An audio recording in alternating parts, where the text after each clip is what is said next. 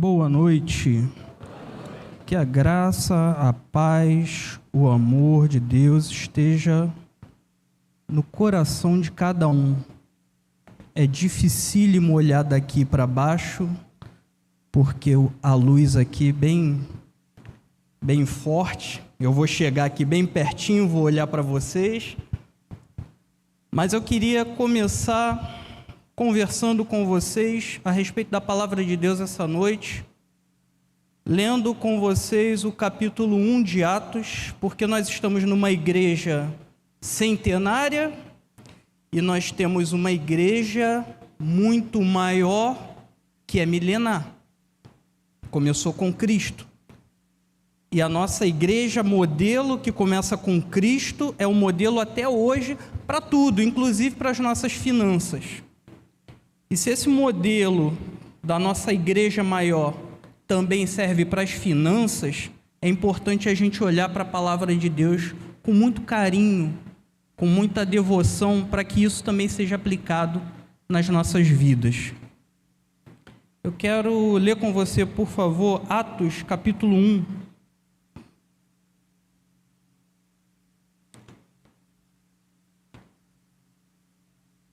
Atos capítulo 1, do versículo 1 até o versículo 6. Hoje não, então eu vou ler aqui na minha Bíblia, beleza. Diz assim a palavra de Deus: escrevi o primeiro livro, ó Teófilo, relatando todas as coisas que Jesus começou a fazer e a ensinar, até o dia em que foi elevado às alturas, depois de haver dado mandamentos por meio do Espírito Santo aos apóstolos que o tinha escolhido. Depois de ter padecido, Jesus apresentou-se vivo a seus apóstolos, com muitas provas incontestáveis, aparecendo-lhes durante 40 dias e falando as coisas relacionadas com o reino de Deus. Comendo com eles, deu-lhes também essa ordem: não se afastem de Jerusalém, mas esperem a promessa do Pai, a qual vocês ouviram de mim, porque João, na verdade, batizou com água, mas vocês serão batizados com o Espírito Santo dentro de poucos dias. Então aqueles que estavam reunidos com Jesus lhe perguntaram: será esse o tempo em que o Senhor irá restaurar o reino de Israel?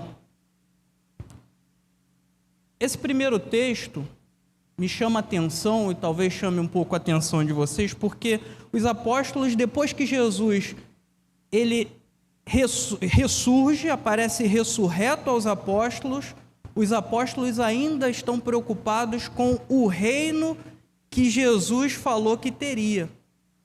E talvez você lembre um pouquinho da história, se você leu bem a Bíblia. Eu acredito que a nossa igreja leia a Bíblia. Os apóstolos a todo momento estavam com Jesus assim: Jesus, como é que vai ser esse reino? Jesus, no teu reino eu posso me sentar à direita e o meu irmão à esquerda? Jesus, no teu reino vai poder fazer isso? Jesus, no teu reino vai poder fazer aquilo? E até hoje a nossa igreja... Obrigado, meu irmão. Muito obrigado. Até hoje a nossa igreja às vezes permanece nessa levada de: será que o reino vai ser dessa forma ou daquela forma? Será que o reino vai ser aqui na terra? Será que nós, enquanto reis e sacerdotes do Senhor, nós vamos reinar aqui na terra? Nós vamos conseguir ter tudo o que a gente quer? E aí eu queria que você pensasse e refletisse: para que você veio aqui hoje? Para que você chegou aqui hoje para ouvir sobre planejamento financeiro? Será que você veio com o coração ardendo para aprender os segredos que estão na Bíblia, que vão te fazer ser rico, que vão te fazer ser próspero?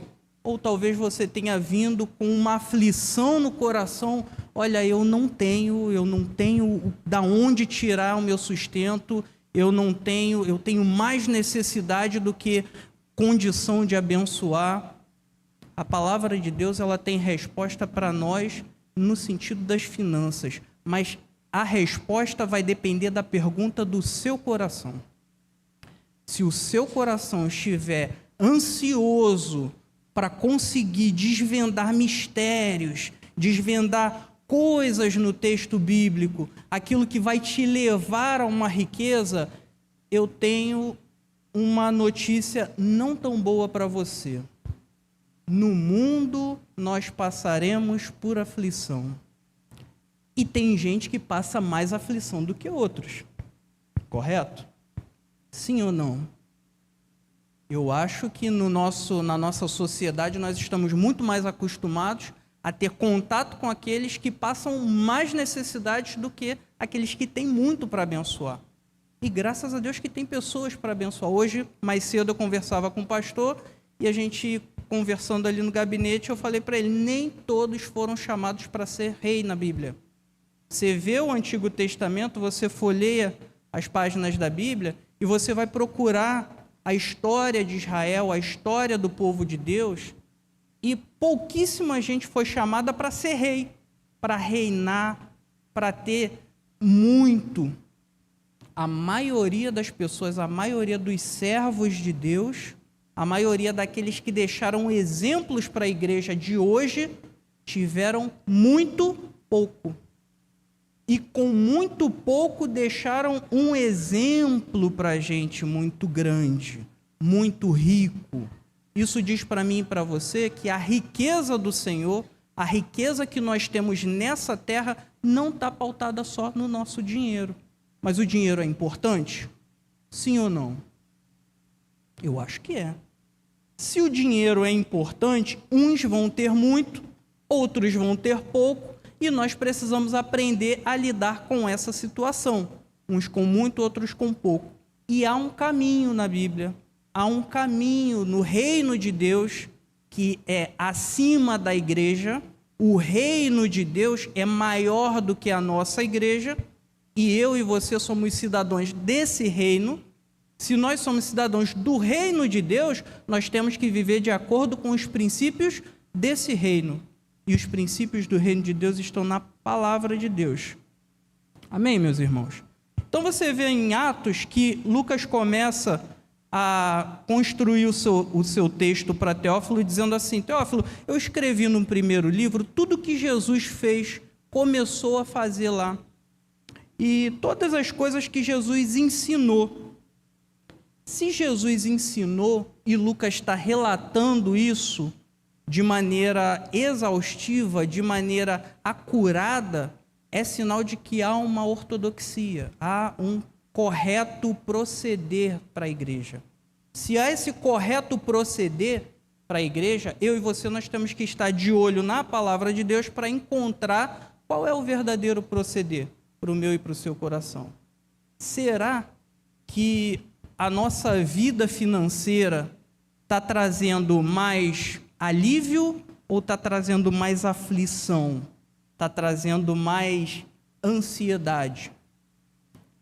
Eu hoje quero que você pense, quero que você reflita, saia daqui pensando muito sobre essas questões de cunho pessoal, de como você usa o teu dinheiro, do que você busca com relação ao dinheiro. Porque Jesus falou mais de dinheiro na Bíblia do que de outros assuntos. Todas as vezes, ou a maioria das vezes que Jesus fala sobre dinheiro, ele traz um ensinamento para afastar a ansiedade. E qual é o mal do século hoje? A ansiedade. O que mais traz ansiedade para a gente? O dinheiro não. O dinheiro não traz ansiedade. O que traz ansiedade é o desejo. O desejo por aquilo que eu não tenho. O desejo por aquilo que eu quero, por aquilo que eu estou olhando e quero aquilo ali para mim. Então, o dinheiro não traz ansiedade. A falta de dinheiro também não traz ansiedade. Muito obrigado. O que traz muita ansiedade é o nosso desejo. E como o nosso desejo está, como o nosso coração está em relação àquilo que nós vemos e desejamos? Será que a gente vive em busca desses desejos? Será que a nossa mente, o nosso caminho enquanto igreja está sempre direcionado para esses desejos da maneira certa? O seu desejo cumpre a te dominar, diz a palavra de Deus. Então, se cabe a nós dominarmos os nossos desejos, o que a gente tem que desejar? A gente deseja com base em quê? Para que você viva de maneira melhor com relação ao dinheiro. Os discípulos de Jesus, eles dão uma pista para a gente muito interessante, quando eles falam: Senhor, será que é agora que o Senhor vai fazer o reino vir? Será que é nesse momento que o reino vai aparecer e a gente vai reinar em glória, e a gente vai dominar, e a gente vai acontecer? Aí Jesus fala assim: olha, vocês vão receber o Espírito Santo, e a partir da descida do Espírito Santo, a inauguração da igreja, vocês vão começar a entender o que é o reino de Deus. Isso fala muito ao meu coração, e eu acho que deveria falar ao seu coração também, porque longe da presença, longe da ação do Espírito Santo, a nossa vida e os nossos olhos vão sempre estar fincados aqui, na minha necessidade. Quando que no reino dos céus, maior é o que serve. Então, no reino dos céus, a visão do crente é o quê? Olhar para a necessidade do outro, não da minha. Se eu só olho para a minha necessidade, eu não estou vivendo de acordo com o reino de Deus. E os discípulos, antes da descida do Espírito Santo, estavam nessa levada é agora o reino, a libertação de Israel. Israel vivia anos e anos e anos de escravidão. E eu acho que o nosso povo é um povo muito sofrido. O povo brasileiro, o povo trabalhador, é um povo muito sofrido. Dentro desse sofrimento que envolve o nosso financeiro, será que a gente também não está preocupado com o reino de Deus, que vai me tirar dessa necessidade toda? E aí eu queria ver com vocês 4 tipos de discípulos que depois da chegada do Espírito Santo, da inauguração da igreja, o Senhor deixa na sua palavra como exemplos para a gente. Você pode ter muito, você pode ter pouco. Os desafios que você vai ter com relação ao seu dinheiro e a você se planejar com relação ao seu dinheiro são desafios legítimos, tendo muito ou tendo pouco. Agora, o seu perfil enquanto crente, o seu perfil enquanto cristão, fincado na palavra de Deus, ele provavelmente passa por um desses exemplos que eu vou dar para você. Ricardo, eu não tenho muito, eu não tenho nem como pagar as minhas contas do mês. Ou, Ricardo, eu tenho muito, eu sou um empresário, eu tenho uma boa vida, eu tenho boas finanças e eu quero aprender. Vamos aprender qual é o exemplo que a palavra de Deus deixa para a gente. No reino de Deus existem 4 tipos de súditos, 4 tipos de cristãos. O primeiro súdito é o doador. O súdito doador é aquele que é o abastado, é aquele que tem bastante dinheiro. Mas ter bastante dinheiro, Ricardo, ter bastante dinheiro deve ser uma maravilha, deve ser porque eu não tenho, então eu acredito que seja. Mas quem tem muito dinheiro também tem desafios, e desafios cristãos, de acordo com a palavra de Deus. O primeiro desafio é viver tendo dinheiro e olhando para o lado e o seu irmão passando necessidade às vezes. Isso é um desafio para você que tem as contas todas equilibradas, que não precisa se planejar, que não precisa fazer grandes contas durante o mês, que vive tranquilo, folgado. Você talvez olhe para a sua conta bancária e olhe para o irmãozinho do lado. Às vezes o irmão não está tão bem vestido quanto você, mas dentro da igreja nós convivemos com vários tipos de pessoas, isso é normal. e nós não vamos resolver os problemas de todo mundo, amém? Mas se eu tenho o que eu posso, que sobra, ou se eu tenho para me suprir e eu tenho bastante, eu devo buscar ser um doador de coração aberto. Eu devo ter liberalidade. A primeira palavra que um abastado, que um doador deve ter no seu coração é liberalidade. A segunda palavra é a invisibilidade. Se você tem muito e você pode doar muito e você pode abençoar muito o irmão, doe, abençoe, mude a vida do irmão e guarde isso para você. Porque no reino de Deus, nós não devemos fazer propaganda daquilo que nós temos, ou do que nós fazemos, ou do que nós somos. Eu sou isso, eu sou aquilo, eu tenho muito. Não. A humildade. O nosso mestre, o nosso Cristo, desceu de toda a sua glória, encarnou, veio sentir o nosso cheiro e não usurpou ser igual a Deus, diz o texto bíblico. O que é isso se não é humildade? Se o doador de toda a graça, que é o nosso Cristo, veio e deu de exemplo para a gente a maneira de viver, por que eu e você temos que viver de forma diferente? É incoerente com a nossa fé.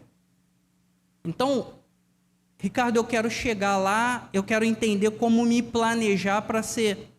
Ricardo, eu já cheguei lá, eu já me planejei, eu fiz tudo direitinho. Seja um doador de coração aberto, mas seja invisível.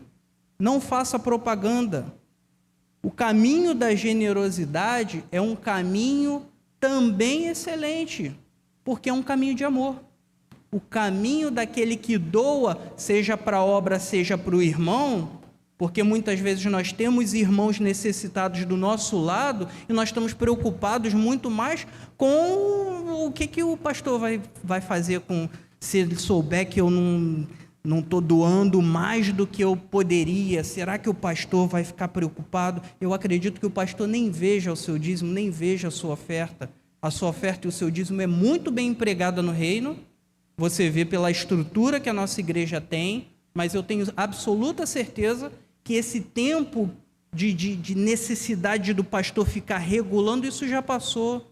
O Espírito Santo habita no teu coração e você pode ser generoso para doar sem a preocupação. Então, assim você doa tanto para a igreja, quanto para o seu irmão que precisa, quanto para a sua família que precisa. Às vezes os nossos familiares, os que estão do nosso lado, estão precisando, e você tem, mas fala assim, não, eu sei da história. Aquele ali, eu não vou doar. Eu vou doar por quê? Jesus conhecia cada discípulo que estava com ele. E cada um daqueles discípulos tinha suas mazelas. E as mazelas dos discípulos não tiraram a força e o ímpeto de Jesus de doar vida, e vida com abundância para eles, doar um ministério, doar uma nova vida para eles.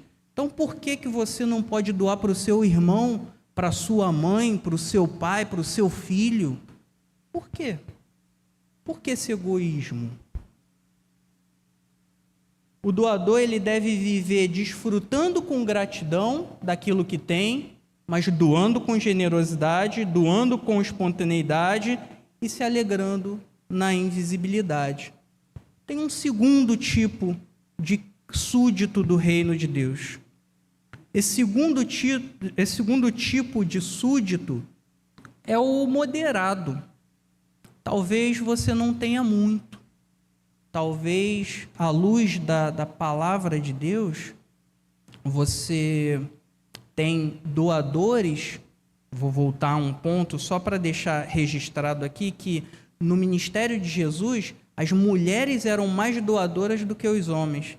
Então, a história bíblica mostra que existem exemplos para doadores, mas também existem exemplos de pessoas moderadas, de bons administradores, pessoas que não tinham muito, que às vezes a gente fala assim, eu só consigo fazer, eu só consigo doar, ou eu só consigo ser quando eu estiver jogando no futuro algo que você deve viver hoje. Ser um bom administrador, planejar o seu futuro é uma bênção, mas esse planejamento você precisa começar a executar hoje.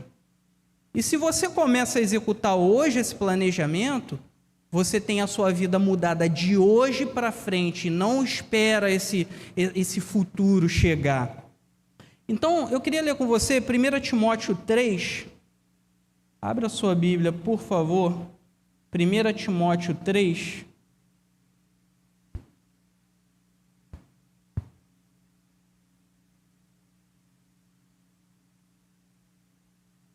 Primeira Timóteo, capítulo 3, 1 e 2.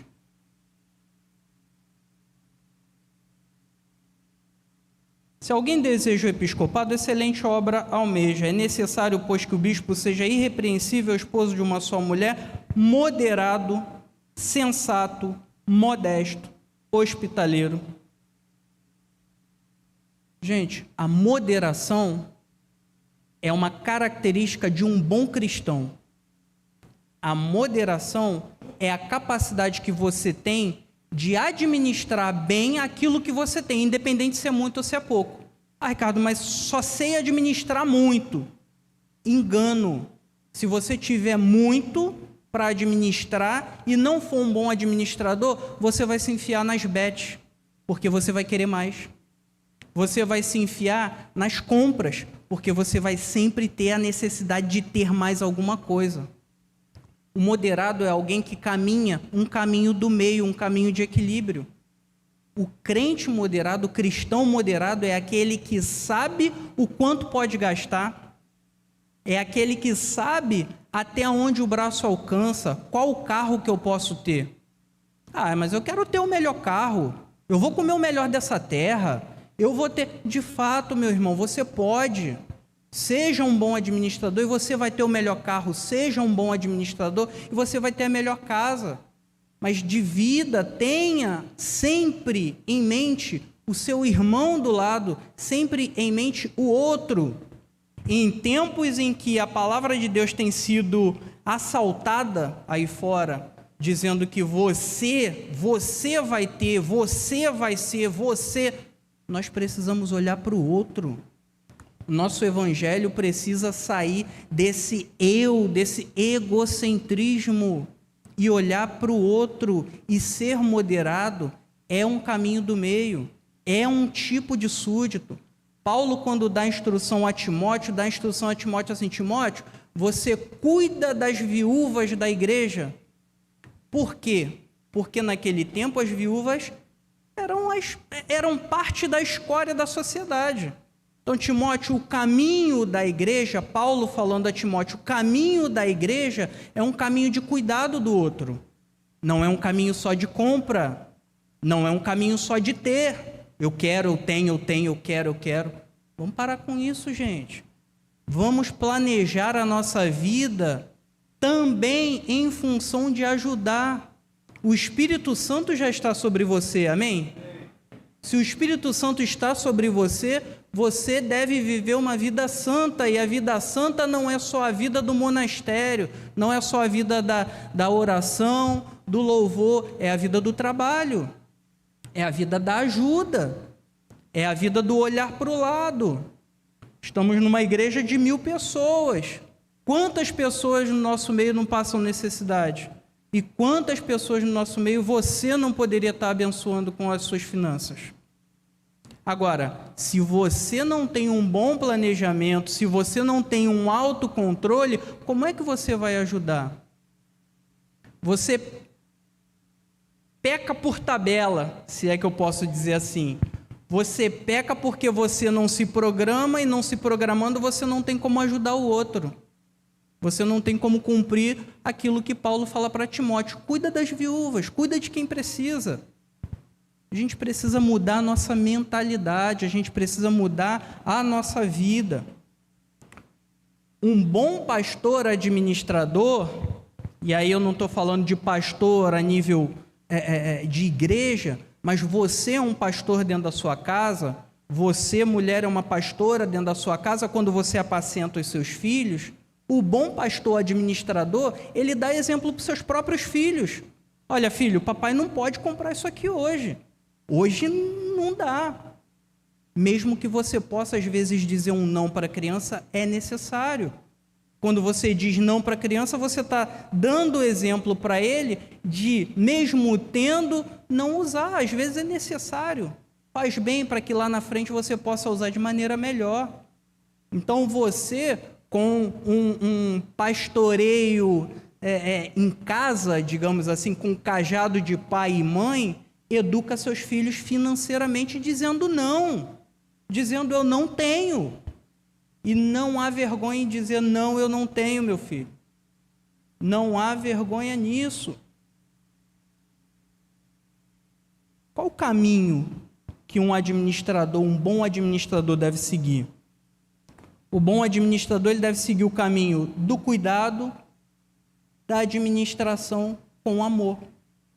Você só ama o outro ou você só demonstra ao outro o seu amor para com ele quando você tem cuidado, quando você leva o outro em consideração. Amém, irmão? Se você não leva o outro em consideração, você não demonstra amor. Por mais que você faça, ou por mais que você tente fazer, se você não levar em consideração a necessidade do outro, a necessidade do seu filho, da sua mãe, do seu esposo, da sua mulher. Marido que não cuida da mulher é negligente. Como é que diz que ama? E não digo de cuidar, de você entregar tudo para ela, não. Mas às vezes é necessário. Às vezes a mulher é melhor administradora do que os homens. Amém? É só na minha casa ou temos outros exemplos? A minha mulher é melhor administradora do que eu, apesar de eu ser o economista da casa. Lá em casa, quem administra, quem dá a direção do vamos gastar aqui, vamos gastar ali, é ela. Então, às vezes é necessário a gente demonstrar amor ouvindo, demonstrar amor entendendo que o outro é melhor do que a gente em fazer algumas coisas. O moderado, ele também deve se contentar, tá, gente? Pensa bem, você está contente com tudo que você tem? Quem aqui não precisa de mais nada? Não, eu tenho tudo. Eu tenho absolutamente tudo que eu preciso. Muita gente olha para aquilo que tem em casa e fala assim, eu queria uma casa maior, eu queria um carro melhor. Eu quero. Não andeis ansiosos por coisa alguma. Mas não é só não andar ansioso por coisa alguma. Se contente com aquilo que Deus te deu. Olha com carinho para aquilo que Deus te deu. Ainda hoje, mais cedo, eu conversava com o pastor. Existem presidentes de banco, existem diretores que gostariam e pagam pela experiência de ir num lugar para tomar um café num local relaxado e tudo mais. E às vezes você tem um quintal em casa, uma árvore, um pó de café, um vizinho bom para conversar e você não senta embaixo de uma árvore para conversar. Você quer ter mais, você quer correr atrás. Não, eu preciso aumentar o meu dinheiro, é meu dinheiro, eu preciso de mais. E aí você ganha depressão, e aí você ganha ansiedade, e aí você ganha todas as necessidades do mundo moderno. Byung-Chul Han é um filósofo que escreveu um livro que agora está muito badalado, que ele fala sobre que o nosso século ele adoeceu por excesso de positividade. A nossa sociedade do cansaço. E a sociedade do cansaço é essa sociedade do excesso do ter que ter, do ter que ser excelente. Eu tenho que ser perfeito. Eu estou nervoso aqui, e estou nervoso demais, mas eu não preciso ser perfeito aqui em cima. Eu preciso conversar com você e expor a palavra de Deus para você, para que o Espírito Santo fale ao seu coração. E com certeza o Espírito Santo vai falar mais ao seu coração aí do que o que eu vou falar aqui. e aquilo que ele está falando ao seu coração é que é o importante. Agora, a nossa sociedade não. A nossa sociedade tem que aprender como falar. Eu tenho que impostar a voz, eu tenho que trazer uma posição para vocês, uma forma, mas o conteúdo às vezes é vazio. Então nós temos uma sociedade de muita forma, mas de conteúdo raso, de conteúdo quase zerado. E as nossas igrejas também estão sofrendo do mesmo problema.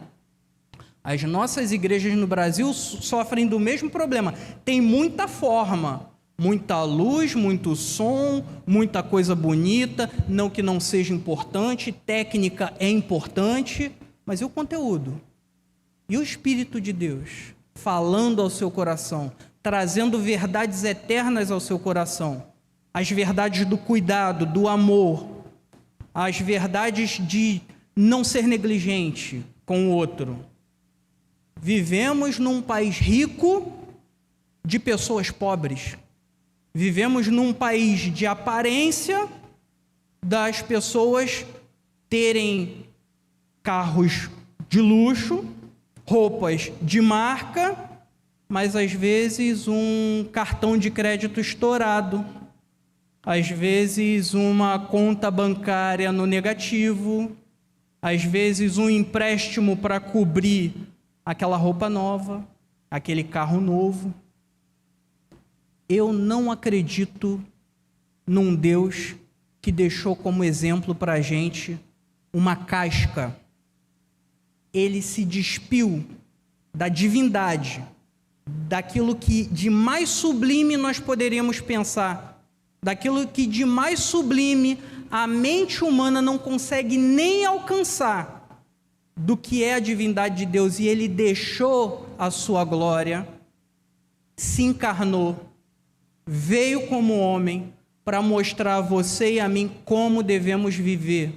Se a humildade do Espírito Santo, se a humildade do Deus Pai, se a humildade do Deus Filho não te deixa constrangido, eu não sei mais o que vai te constranger.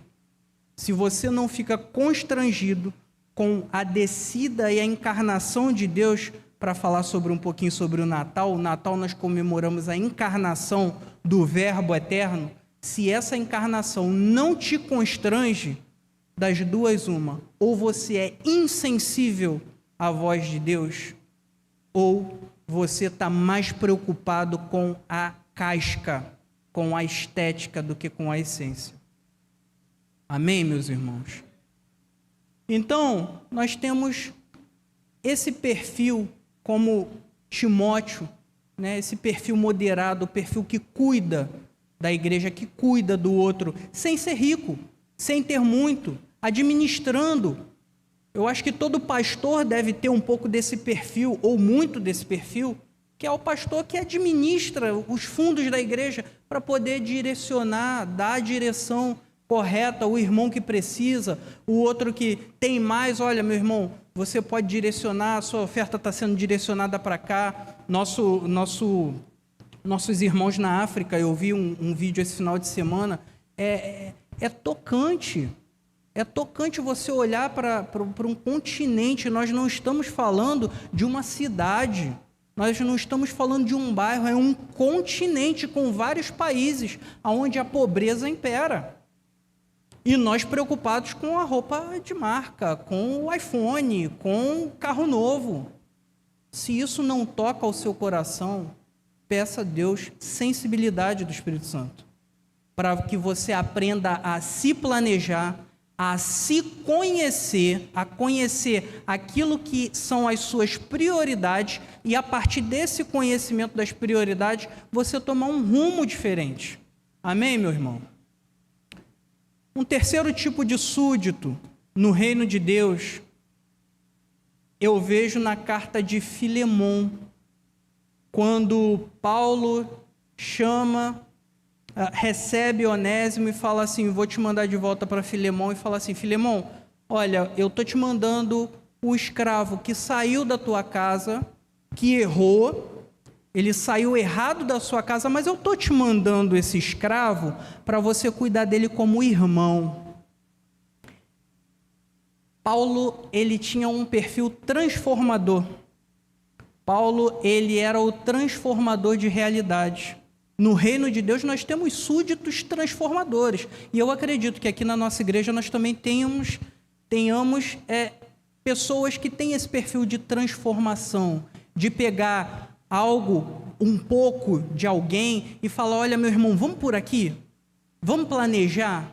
Eu não vou dar uma aula de planejamento financeiro aqui para você, mas eu quero que cada um desses perfis você guarde na mente, porque quando você se conhece, quando você tem esses perfis bem estabelecidos na sua cabeça, você sabe quem você é, você começa a possibilidade de um bom planejamento. Se você não se conhece, você não consegue planejar suas finanças. Se você não se olhar de maneira honesta, você não vai conseguir planejar suas próprias finanças para o próximo ano. Então, olhando para Paulo, Paulo tinha esse perfil transformador. Ele pega um escravo que veio fugido, manda de volta para o seu senhor e fala assim para Filemão, ó, se ele te deve alguma coisa, põe na minha conta. Se esse escravo que saiu e te roubou deve alguma coisa, põe na minha conta. Agora, recebe ele como teu irmão. Quando Filemão recebe Onésimo como irmão, uma realidade é transformada. E às vezes você pode mudar a realidade na sua família, você pode mudar realidades no seu trabalho, você pode mudar realidades, você pode ser um agente de transformação aonde você está. Com o pouco que você tem. Ah, Ricardo, eu preciso de muito dinheiro para fazer a obra de Deus. Eu precisava ser o doador. Não, você pode ser o transformador. Sem dinheiro, você pode ser o transformador. Paulo não tinha dinheiro. Paulo trabalhava para bancar o seu próprio ministério. Então, o transformador, ele é aquele que desenvolve o outro. Então, se planeja para o próximo ano, que nesse próximo ano você possa se planejar suas finanças, planejar a sua mente, o seu coração e a sua vida para você ser um transformador de realidade, para você poder desenvolver o seu irmão. Hoje, saindo de manhã com o pastor parou com um irmão, estava aqui na igreja e falou, você conhece ele? Não, eu também não conhecia. E ele falou, ele é teu irmão. E aí eu não sei qual é a necessidade daquele meu irmão, mas se eu convivo, se eu tenho comunhão, eu tenho a possibilidade de saber a necessidade dele e se eu posso ser um agente de transformação na vida dele. Preciso de dinheiro? Não. Preciso planejar meu tempo, talvez. Preciso planejar, talvez, a minha forma de viver. Preciso planejar para poder estar e ser para o outro aquilo que eu gostaria que outras pessoas fossem para mim.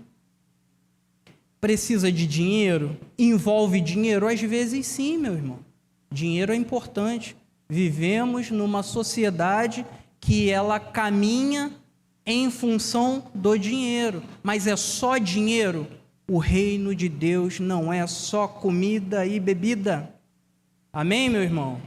O reino de Deus também é aprendizado, também é ensino, também é um seminário, amém, irmãos? Eu dou aula aqui no seminário, quero fazer uma propaganda, abrir um parênteses aqui. Você quer desenvolver, você quer se desenvolver no reino de Deus? Vai estudar. Vamos estudar, vamos fazer uma faculdade, vamos fazer um curso. Vamos nos programar para isso. Quando Paulo manda o escravo para lá e fala para Filemão, Filemão, recebe ele como teu irmão. O que você faz com teu irmão? Eu não tenho irmão. Quem tem irmão aqui? Quem tem irmão? Pois é. Você queria ver o seu irmão pior do que você?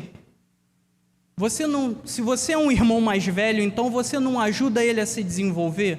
Você não incentiva ele, não faz de tudo para levantar ele? Por que você não faz isso com o teu irmão da fé? Por que você não pode ser para o teu irmão aquilo que você gostaria que fossem para você? Muito daquilo que nós temos como necessidade na maioria das vezes, dentro do nosso psicológico, dentro da nossa mente, ela se desfaz, essa necessidade se desfaz com relacionamento. A palavra de Deus, ela é permeada de relacionamento. Deus cria a humanidade e se relaciona com a humanidade.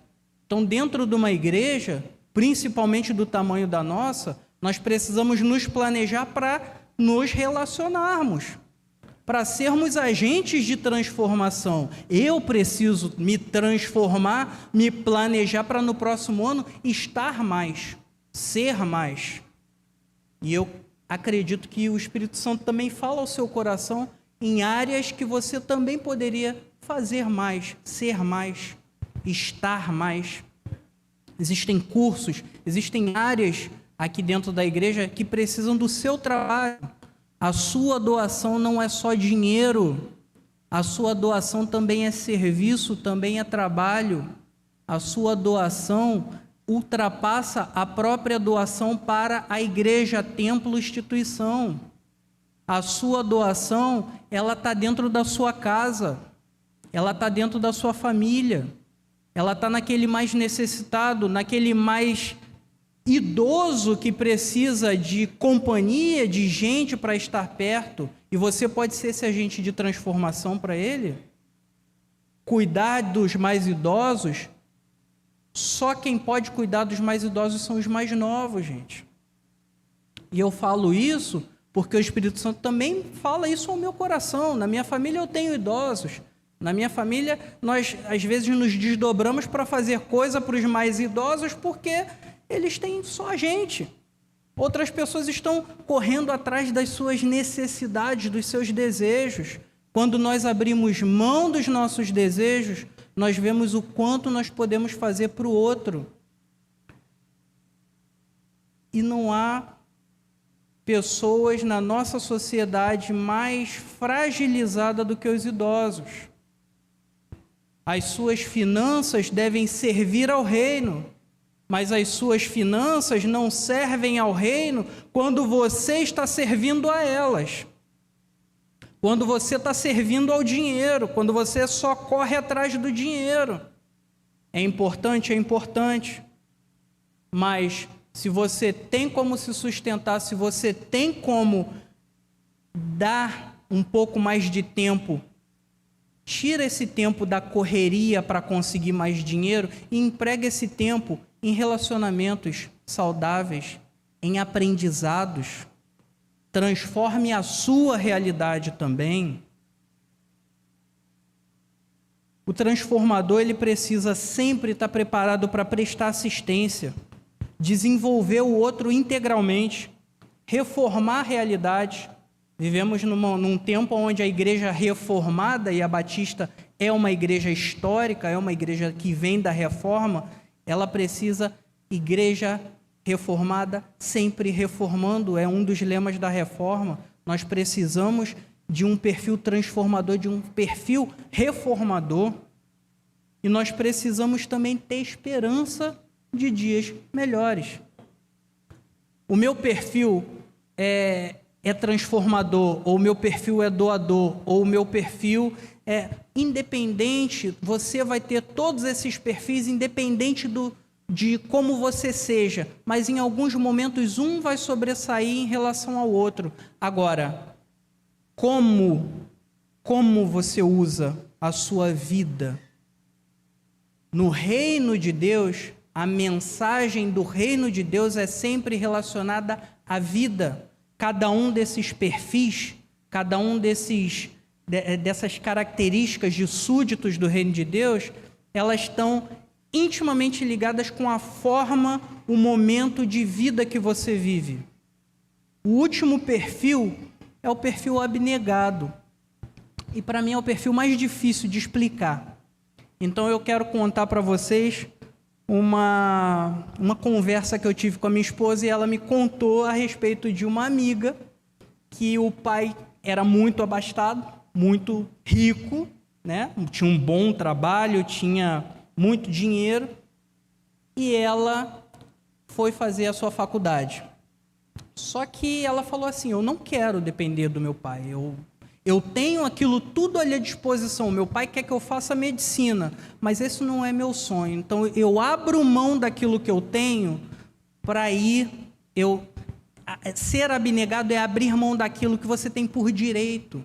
Às vezes você olha e você fala assim, não, eu tenho por direito isso. Você abrir mão disso em detrimento de uma outra coisa, isso é ser abnegado.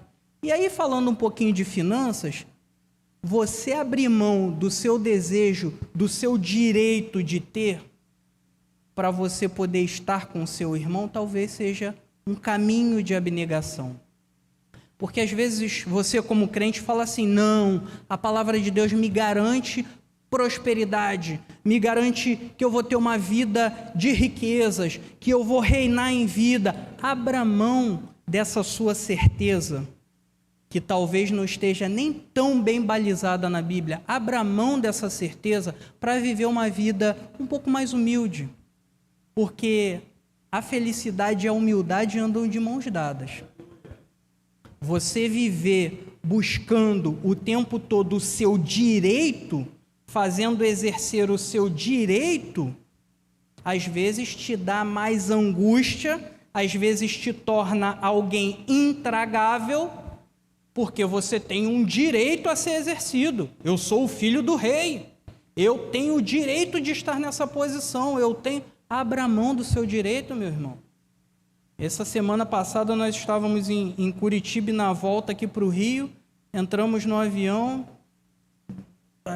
agora virou moda, né? Briga dentro do avião por conta de lugar. E a moça falou, não, eu comprei a minha passagem aqui, na fileira 6, na fileira 8 não, eu tenho o direito de ir na fileira 6, 2 fileiras à frente. Porque eu não gosto de ir lá atrás, é o meu direito. E aí você às vezes abre mão do seu direito porque ali está sentado uma pessoa, um ser humano tão igual a você. Por que você tem que exercer o seu direito? Seja um pouco abnegado, abra mão do seu direito em detrimento do bem-estar do outro também. Nós vivemos uma sociedade do direito, um quer passar à frente no trânsito do outro, e eu peco no trânsito também, às vezes eu quero passar na frente, eu quero sair cortando, mas às vezes a gente precisa abrir mão. A felicidade está de mãos dadas com a tranquilidade, com a calma, com abrir mão para o outro, deixa o outro passar. Deixa o outro viver. Se você tem uma boa vida, se aquilo ali faz a sua vida ser melhor, se sentar na cadeira da fileira número 6 faz a sua vida melhor, por que o seu irmão do lado não pode sentar na cadeira da fileira número 6 também? Deixa o irmão sentar também. Deixa aquele viver também. Se a vida é tão boa para você, por que o outro não pode viver? Por que a gente precisa sempre estar na frente? Num tempo onde os filhos de Deus vão reinar, Senhor, mas o teu reino vai vir agora, esse reino que é aqui e agora vai se manifestar agora. Espera aí, gente, o meu reino não é desse mundo. A vida que está proposta, o caminho de vida que está proposto para a gente não é aqui e agora, muito embora você deva sim buscar uma vida boa, mas a sua vida boa não deve ser a qualquer custo. Não deve ser ao custo de sacrificar o seu irmão, o seu semelhante. Eu preciso de mais, eu preciso ter, eu preciso aumentar aquilo. Espera aí, gente. Então, observa a sua vida. Observa entre o abastado, entre o moderado, entre o transformador, entre o abnegado. Observa quem você tem sido.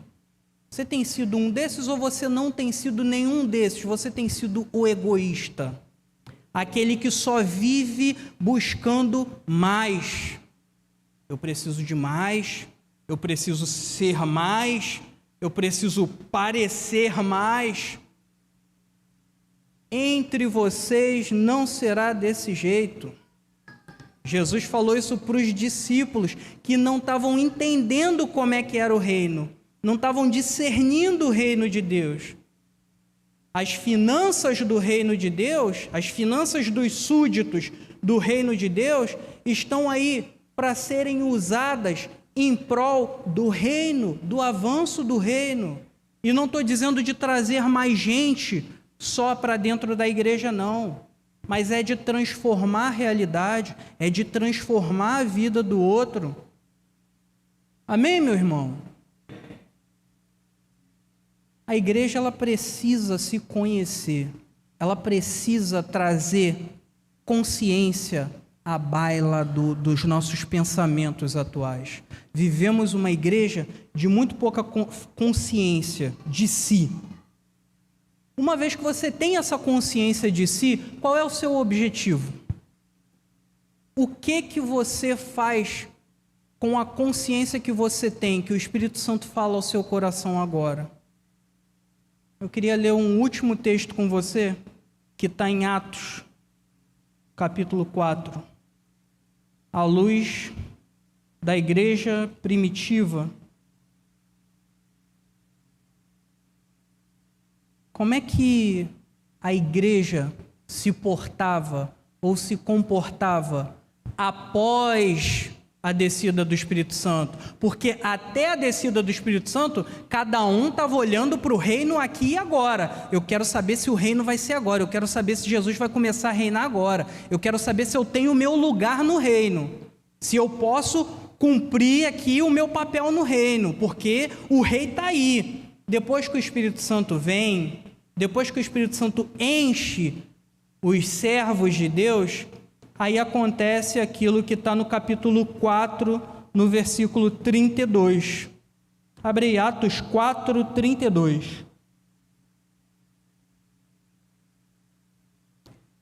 Da multidão dos que creram, era um o coração e a alma. Ninguém considerava exclusivamente as suas coisas como suas. Tudo, porém, lhes era, e com grande poder os apóstolos davam testemunho da ressurreição de Jesus, e em todos eles havia abundante graça. A graça do Senhor, ela se manifesta numa igreja que entende o seu papel no mundo. E o papel da igreja no mundo é um papel onde as suas finanças, a sua vida financeira, não é só sua, mas ela cumpre uma função.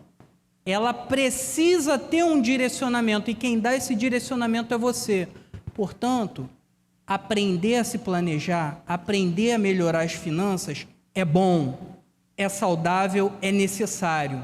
Agora, saber o que você vai fazer com as suas finanças curadas, com a sua vida financeira sarada, ter um norte como igreja do Senhor é essencial. Amém, meus irmãos? Então, que nesse próximo ano, conselhos práticos e rápidos para você melhorar a sua vida financeira. Ricardo, eu estou atolado até aqui, eu quero ser um abastado, ou eu quero ser um transformador, ou eu quero ter, mas eu vou abrir mão daquilo que eu tenho. Conselhos práticos e rápidos. Estude, aprenda alguma coisa nova, tenha uma especialização. Eu já sei, eu já sou um formado, eu já tenho anos de prática. Melhore aquilo que você tem, melhore aquilo que você faz. Caminhe numa direção diferente, não dá para esperar resultado diferente fazendo a mesma coisa. Amém, meu irmão? Então, estude, seja generoso, trabalhe. Você só vai melhorar a sua vida financeira gerando riqueza. E só se gera riqueza trabalhando, não se gera riqueza com bet. Amém, meu irmão? Você que joga na bet, você está sendo enganado. Você que vive comprando na Shein, você que vive comprando o celular a um braço de distância e vive comprando as suas compras corriqueiras de R$5, de R$10, está corroendo as suas finanças. Então para de comprar, põe o pé no freio. Você está comprando para quê? Para suprir uma necessidade, um buraco existencial? Ou você está comprando porque realmente você tem necessidade de uma roupa nova, você tem necessidade de algo novo? Então pensa, para e pensa. Os mais idosos às vezes estão comprando para os netinhos desesperadamente. Você está querendo comprar o amor do seu netinho? Ou você está querendo mostrar para a sua nora, para o seu genro, que você pode dar mais presente, que você está presente? Esteja presente, seja o presente. Pare de gastar, em nome do Senhor. Põe o pé no freio. Coisas básicas, que eu tenho certeza que todo mundo aqui sabe, mas que muita gente está sendo roubada, está sendo extorquida pelo diabo. Toda vez que abre o seu celular para jogar na bet, aquilo ali é um algoritmo que leva o seu dinheiro. Aquilo ali não tem nenhuma função a não ser te empobrecer. Você não vai ganhar mais dinheiro com aquilo. Aquilo ali é um instrumento do inferno para a tua vida. Então abra mão desse jogo, abra mão desse vício. Está viciado, procure ajuda. Procure um psicólogo, procure o seu pastor vai lhe encaminhar para ajuda especializada. Procure ajuda.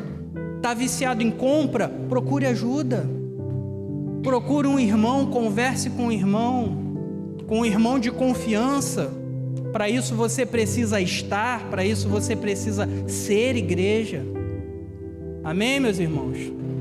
E que nesse próximo ano o Espírito Santo continue ensinando, tenha um coração ensinável, e que o Espírito Santo continue ensinando a você a como lidar melhor com o seu dinheiro, a não ser súdito do seu dinheiro, mas a ser súdito do reino de Deus.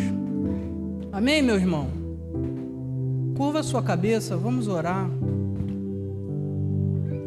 Senhor, tua igreja, Senhor, dentre muitos aqui, nós temos pessoas abastadas, nós temos pessoas que têm muito mais do que eles precisam. Que em nome de Jesus, ó Pai, esses corações sejam amolecidos pela água do Teu Espírito Santo, a ponto de se tornarem doadores. No meio do Teu povo também tem pessoas que não têm, pessoas necessitadas, precisando de ajuda. A esses, Senhor, que o Teu Espírito Santo desperte esperança, que a esses o Teu Espírito Santo levante ajudadores para chegarem junto, para transformarem situações, para transformarem realidades, que na Tua igreja não haja necessitados, que a Tua igreja volte a ser uma igreja, Senhor, que tudo é de todos, que há algo de comum, que há algo de comunidade. Desperta o nosso coração a retornarmos às práticas de uma comunidade, Senhor. Que em nome de Jesus, ó Pai, a Tua igreja se arrependa, que eu, a começar de mim, que eu me arrependa de não estar, de não ser para o meu irmão tudo aquilo que eu posso ser, tudo aquilo que eu posso desenvolver para o meu irmão. Dá, Senhor, condições financeiras de nós estarmos, de nós sermos bênção para o outro. Dá-nos, Senhor, a bênção da prosperidade. Afasta-nos da maldição da riqueza, que a maldição da riqueza não nos alcance, Senhor, mas que a riqueza para o serviço nos alcance, que a riqueza que traz a maldição, ela fique lá longe, mas que a riqueza, que a prosperidade, que traz serviço, que traz consolo, que traz alívio, que traz transformação, que ensina, essa sim esteja diante de nós, no nosso coração, no nosso dia a dia, Senhor. Em nome de Jesus, ó Pai, derrama do Teu Espírito sobre a nossa vida. Transforma as nossas prioridades. Transforma, Senhor, as nossas consciências. Transforma a nossa vida, Senhor. Em nome de Jesus, Pai. Em nome de Jesus. Se você está aqui e tem planejado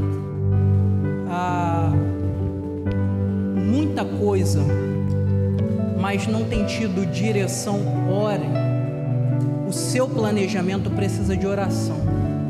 O seu planejamento precisa ser colocado aos pés do Senhor. Porque o coração do homem faz planos. O coração do homem planeja. Mas é só dele. É só da boca do Senhor que sai a direção correta para o plano que está aí no seu coração e na sua mente. Amém, meu?